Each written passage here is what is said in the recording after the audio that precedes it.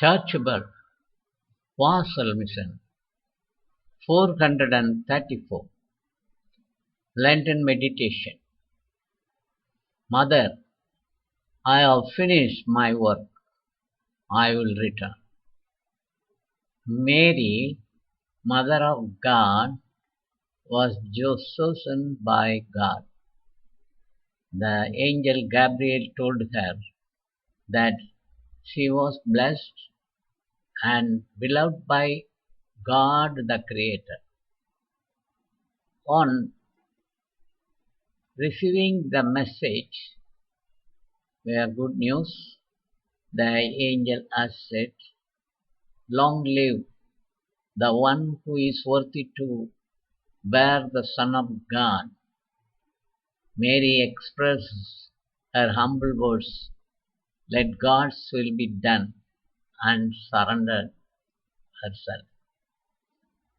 She carried the baby Christ in her womb, which was one blessed, and she accepted all the other difficult situations in that time. First of all, she did not find a place to give birth the baby Jesus. She got only a place in the stable.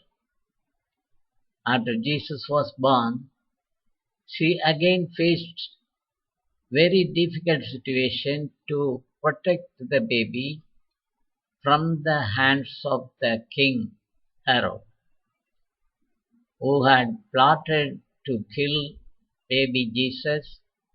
So Jesus should be protected, and Mary carried the child and traveled to long distance.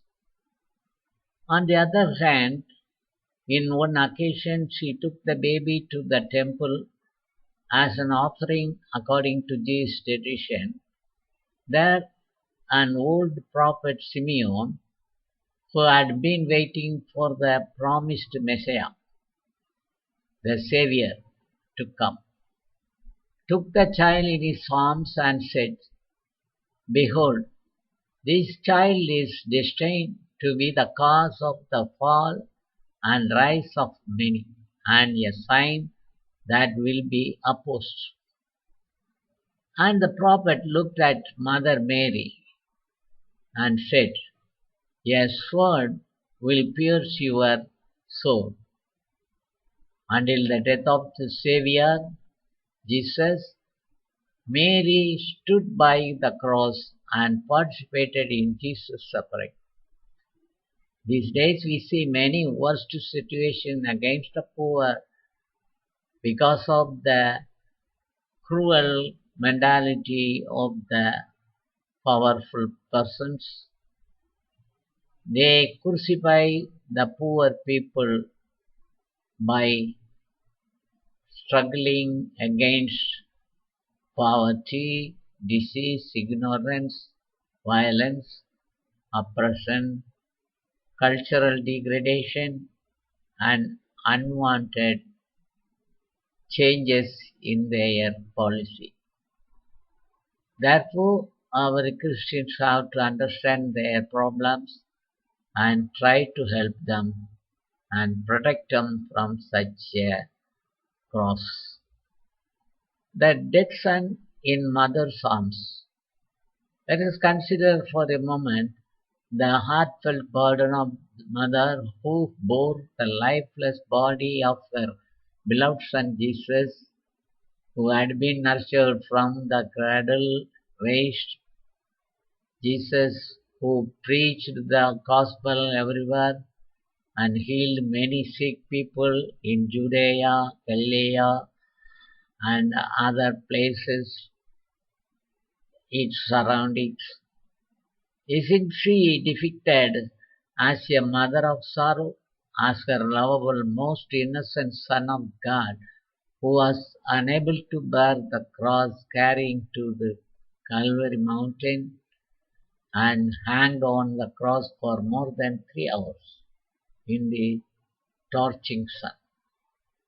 The laying of Jesus' dead body on the lap of Mary is considered a significant event in the Catholic Church, symbolizing the handing over of Jesus to Mary after crucifixion.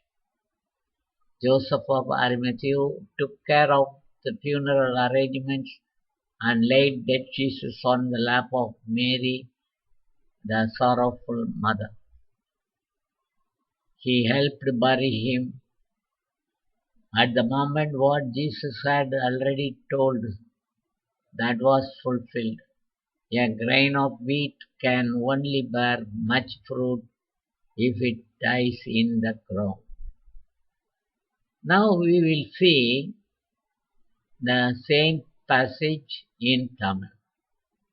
தமிழில் மேலே கூறப்பட்ட அனைத்தையும் தமிழில் தந்திருக்கிறோம். உங்களுக்கு ஆங்கிலத்தில் கொடுத்ததை தமிழில் ஆக்கும்போது அந்த தமிழுக்குண்டான பகுதியையும் ஆங்கிலத்து பகுதியையும் டிஸ்கிரிப்ஷன் சைடில் கொடுத்திருக்கிறோம். அதனால் நாம் மேலே என்ன ஆங்கிலத்தில் கூறியிருக்கிறோமோ அதையே நீங்கள் இப்போது கண்டுபிடித்துக் கொள்ளலாம். தவக்கால தியானம் 434. அம்மா, நான் என் வேலையை முடித்து விட்டேன். நான் திரும்பி வருவேன். தாய் மரியா கடவுளால் தேர்ந்தெடுக்கப்பட்டவள். வானதூதர் அவளிடம், விண்ணக தந்தை உன்னை ஆசீர்வதித்திருக்கிறாள், ஆசீர்வதிக்கப்பட்டவள் நீர், அன்புக்குரியவள் நீர் என்று கூறினார். நற்செய்தியை அறிவித்தபோது வானதூதர், கடவுளுடைய மகனை பெற தகுதியானவரே, நீர் நீடூழி வாழ்க என்று கூறினார். மரியாள் கடவுளின் சித்தம் நிறைவேறட்டும் என்ற தனது தாழ்மையான வார்த்தைகளை வெளிப்படுத்தி தன்னைத்தானே சரணடைந்தார்.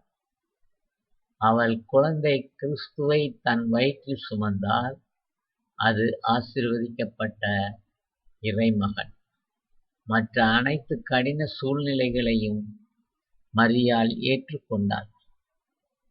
முதலாவதாக குழந்தை இயேசுவை பெற்றெடுக்க அவளுக்கு ஒரு இடமும் கிடைக்கவில்லை. மாட்டுத் தொழுவத்தில் மட்டுமே இடம் கிடைத்தது. இயேசு பிறந்த பிறகு குழந்தையை பாதுகாக்க அவள் மீண்டும் போராட வேண்டிய சூழ்நிலை ஏற்பட்டது. குழந்தை இயேசுவை கொல்ல சதி செய்த மிக கொடுமையான அரசன் ஏரோதிடமிருந்து குழந்தையை பாதுகாக்க இரவு பகலுமாக ஓடி ஒளிந்திருந்தாள். கடவுளால் அவளுக்கு அறிவிக்கப்பட்டதால் யூத மரபுப்படி குழந்தையை காணிக்கைக்காக கோவிலுக்கு எடுத்துச் சென்றாள்.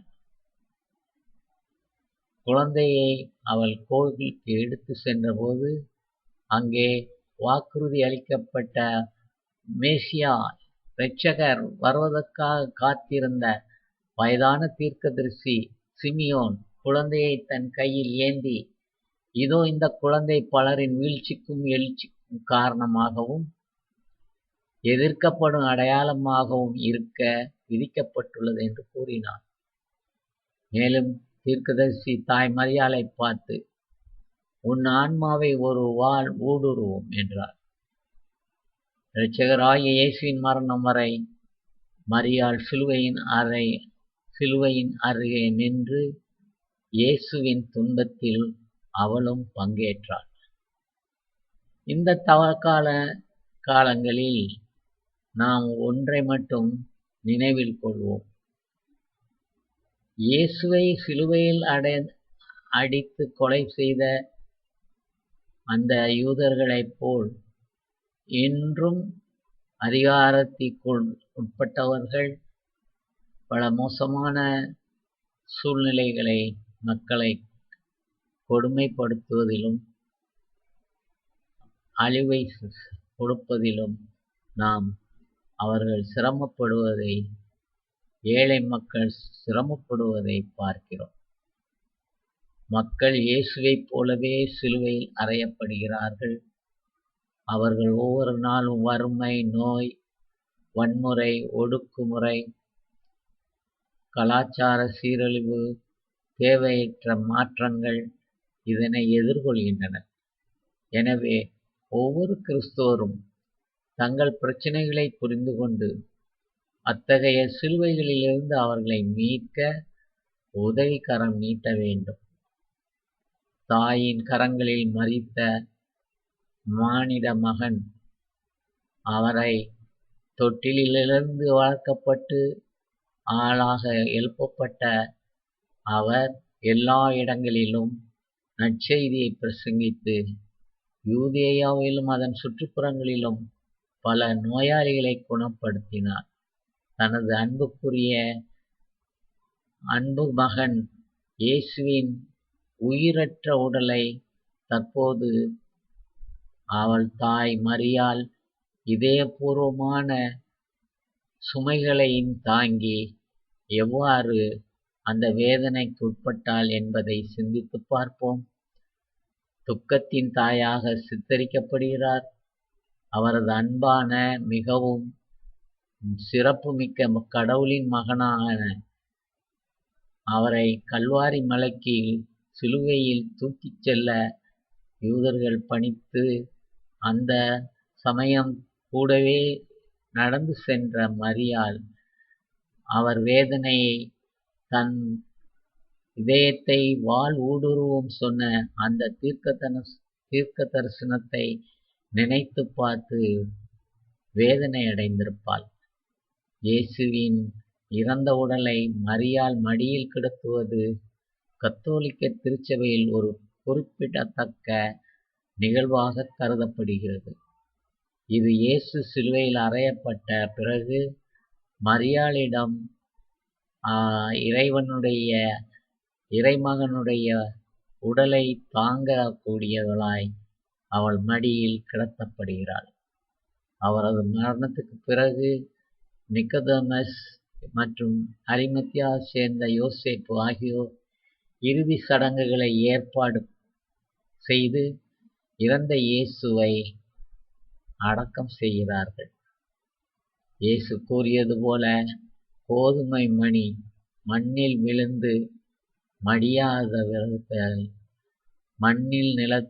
கோதுமை மணி நிலத்தில் இறந்தால் மட்டுமே அதிக பலனை தரும் என்ற வாசகத்தையும் நினைவில் கொள்வோம்.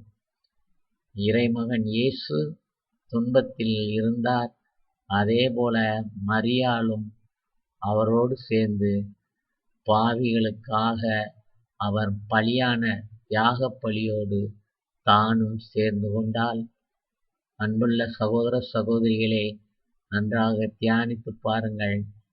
நாம் இறைவனுடைய சித்தத்திற்கு கீழ்ப்படிந்து நமக்கு வரும் துன்பங்களையும் துயரங்களையும் ஏற்றுக்கொள்வோம். இறைவனிடம் அவருடைய அருளையும் ஆசிரையும் வேண்டி மன்றாடுவோம்.